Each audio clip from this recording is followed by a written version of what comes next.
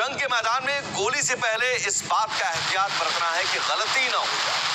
इतिहास गवाह है, एक चूक पूरा खेल पलट देती है। जंग में एक गलत कदम सिर्फ सैनिक नहीं गिराता, साम्राज्य गिरा देता है। और इस जंग में वही हो रहा है। कोई ना कोई कुछ न कुछ गलती जरूर कर रहा है, चाहे इजराइल हो, ईरान हो या फिर अमेरिका। हो रहेगा।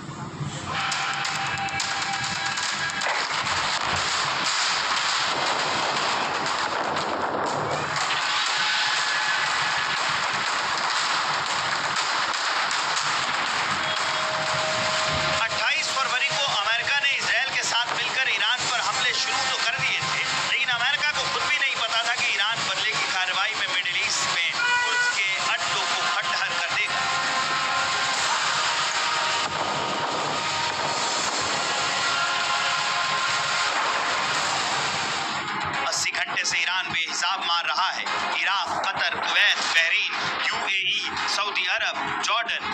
चैनल को सब्सक्राइब कर लीजिएगा, चैनल को सब्सक्राइब करना ज़रूरी है, चैनल को सब्सक्राइब कर लीजिएगा, चैनल को सब्सक्राइब करना ज़रूरी है।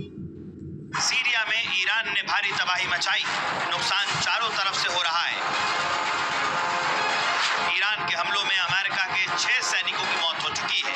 इजराइल के भी 12 से ज्यादा लोग मारे जा चुके हैं। ईरान में मौत का आंकड़ा 550 के पार बताया जा रहा है। मिडिल ईस्ट के देशों का बुनियादी ढांचा जो तबाह हुआ वो अलग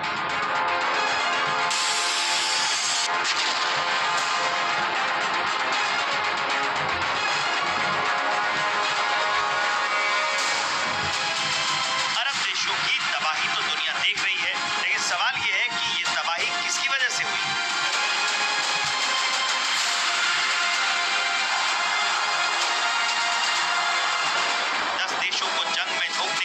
सबसे बड़ी गलती किसने की?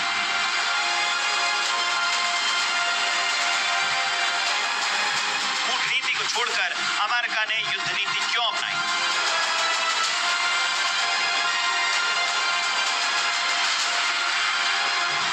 इस जंग में सबसे बड़ी गलती अमेरिका ने की और वो गलती है ईरान को कमजोर समझना। अमेरिका को लगा कि कुछ घंटे के हमलों से ईरान डर जाएगा, चुप बैठ जाएगा, लेकिन ईरान ने अमेरिका का भ्रम तोड़ दिया। दूसरी बड़ी गलती ईरान ने की। दरअसल युद्ध से पहले संकट को टालने के लिए अमेरिका और ईरान के बीच ओमान की मध्यस्थता में जिनेवा में वार्ता हुई। बैठक में सकारात्मक बातचीत के दावे भी हो गए थे। चैनल को सब्सक्राइब कर लीजिएगा, चैनल को सब्सक्राइब करना ज़रूरी है, चैनल को सब्सक्राइब कर लीजिएगा, चैनल को सब्सक्राइब करना ज़रूरी है। लेकिन ईरान ने ट्रंप की परमाणु कार्यक्रम बंद करने वाली शर्तों को सिरे से नकार दिया। ये ईरान की गलती। मध्य पूर्व में युद्ध की चिंगारी भड़काने में हमास और हिजबुल्लाह की भूमिका को भी बड़ी गलती के तौर पर देखा जा रहा है। दरअसल ईरान पर हमेशा हमास और हिजबुल्लाह की मदद का आरोप लगता रहा है। अगर ईरान इन समूहों की रसद रोक देता तो शायद जंग के हालात न बदलते।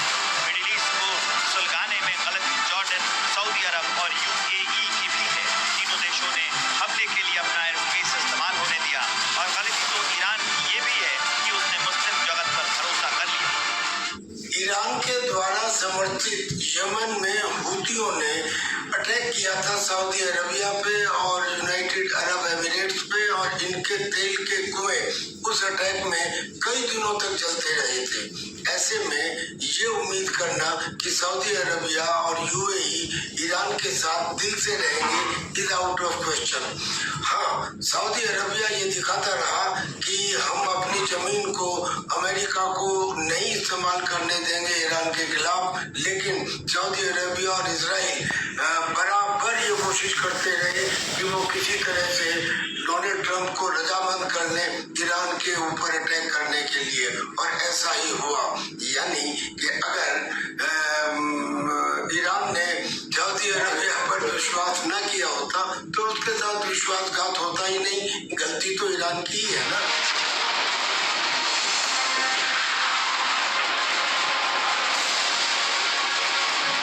फिलहाल ईरान का भरोसा तो टूट चुका है, लेकिन अपने सर्वोच्च नेता को खोने के बावजूद ईरान मैदान में टिका हुआ है, अपने अस्तित्व के लिए लड़ रहा है। Bureau report, Republic Bharat. बड़ी खबर, यूके के जेट विमानों ने ईरान के ड्रोन पर हमला किया है। एक्टिव ऑपरेशन में दुश्मन ड्रोन्स को मार गिराया है, ये बड़ी खबर। और ईरान की ड्रोन को निशाना बनाया जा रहा है, न सिर्फ अमेरिका और इजराइल की तरफ से, बल्कि अब एक्टिव ऑपरेशन में दुश्मन ड्रोन पर अटैक किया है यूके की तरफ से भी। ईरानी ड्रोन हमले में तबाह हो गया है। हालांकि ईरान के पास ड्रोन की कमी नहीं है, कई सारे ड्रोन बेस हैं जहां पर लाखों की संख्या में ड्रोन है। जो तस्वीरें हमने पहले भी आपको दिखाई, लेकिन देखिए कैसे हमले में तबाह हो गया। ये तस्वीरें गौर से देखिएगा, हवा में ही वो ड्रोन मार गिराया जाता है। ड्रोन उड़ान भरता है, निशाने की ओर जाता है हमले के लिए, लेकिन उसे हवा में ही मार गिराया जाता है। और यही दोनों तरफ से हो रहा है, एक दूसरे के ड्रोन हवा में ही मारे जा रहे हैं। एक और बड़ी खबर आ रही है, ब्रेकिंग न्यूज। इजरायली हमले में 300 ईरानी मिसाइल लॉन्चर ध्वस्त किए गए हैं। Ballistic missile system, air defence system तबाह किए गए हैं, ये बड़ा दावा किया गया है।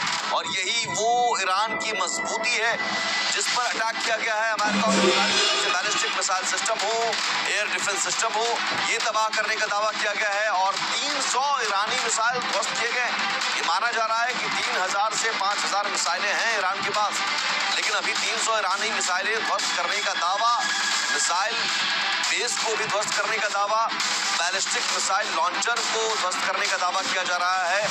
ये अमेरिका और इजराइल की तरफ से दावा किया जा रहा है। और देखिए जरा इस तस्वीर को गौर से, कैसे दोनों तरफ से वार पलटवार हो रहा है।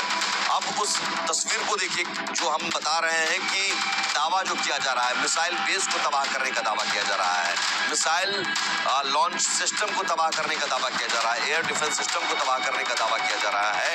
और यहाँ से देखिए कैसे इजराइल से ईरान की तरफ, ये ब्लू कलर का जो आप देख रहे हैं इजराइल की तरफ से ईरान की तरफ, और रेड कलर आप देख रहे हैं ईरान की तरफ से इजराइल की तरफ, दोनों तरफ से मिसाइल और ड्रोन अटैक किया जा रहा है। एक और बड़ी खबर है, आईडीएफ का हिजबुल्लाह पर बड़ा हमला। लेबनान में हिजबुल्लाह के ठिकाने पर अटैक किया गया है। करीब 60 ठिकानों पर हमला किया गया। आईडीएफ ने कहा हथियार डिपो, मिसाइल लॉन्चर पर हमला किया गया, आईडीएफ का दावा। और आईडीएफ ने कहा कि हमने हिजबुल्लाह की कमर तोड़ दी है। 60 ठिकानों पर हमला किया है।